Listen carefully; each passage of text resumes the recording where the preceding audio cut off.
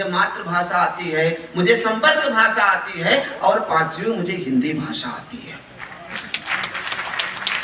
तो मुझसे ज्यादा भाषाएं दुनिया में सिर्फ एक व्यक्ति को आती है, वो है हमारे मुख्यमंत्री योगी आदित्यनाथ जी।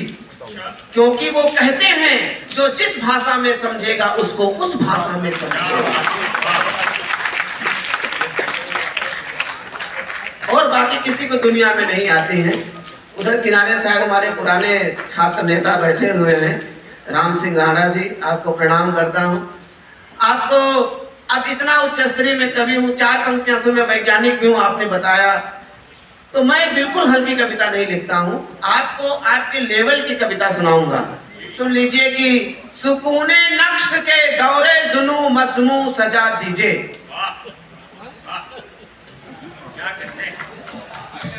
उच्च स्तरीय है, आपको यहाँ के क्या हम निम्न स्तरीय सुनाए? इतना पैसा लिया हमने। सुकूने नक्श के दौरे जुनू मजमू सजा दीजिए, हसीने ताख के मौजू अजी अलवर रचा दीजिए। फिर से पढ़ देता हूँ, पीछे 2-4 लोगों ने ताली बजाई। आपका आईक्यू आइंस्टाइन के बराबर है कि सुकूने नक्श के दौरे जुनू मजमू सजा दीजिए, हसीने ताख के मौजू अजी अलवर रजा दीजिए। मैं लिखकर अब तलक इसको समझ पाया नहीं साहिब, अगर समझे नहीं हो आप भी ताली बजा दीजिए। देखिए सबने बजाई, हम लिख के नहीं समझ पाए, आप सुन के नहीं समझ पाए, लेकिन ताली आपने बराबर बजाई। आजकल हिंदुस्तान के बिल्कुल यही हालात हैं।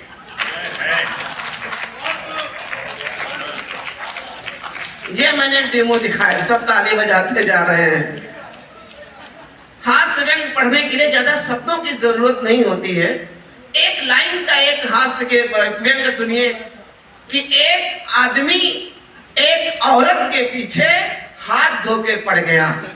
एक आदमी एक औरत के पीछे हाथ धो के पड़ गया, फिर औरत को मुंह धोकर दिखाना पड़ा, तब जाके मामला शांत हुआ।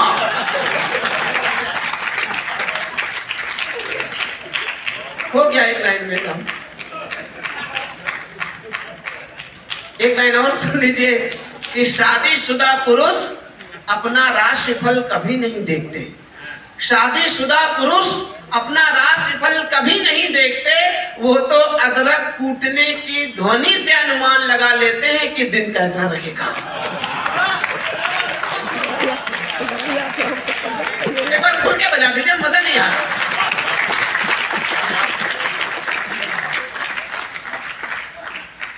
अगर आपकी बीवी चुप है, शांत है, सुनिएगा एहसान भाई, अगर आपकी बेबी चुप है, शांत है, तो ये चिंता का विषय है, क्योंकि साइलेंसर हमेशा उच्च कोट की रिवॉल्वर में लगाया जाता है।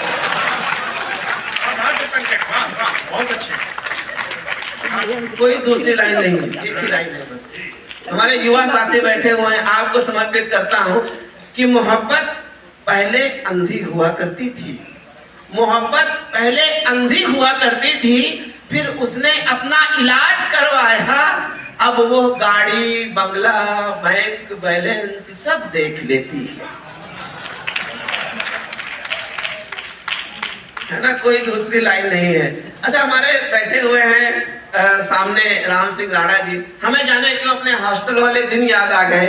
हम लोग नरेंद्र देव हॉस्टल में रहा करते थे, और वहां के एक दिन 2 दोस्तों की कहानी सुनाता हूँ, क्या हुआ उनके साथ में। आप आ गए तो याद आ गए, सच आप भी जानते होंगे उनको, कि बहुत याद आते हैं दोनों बेचारे।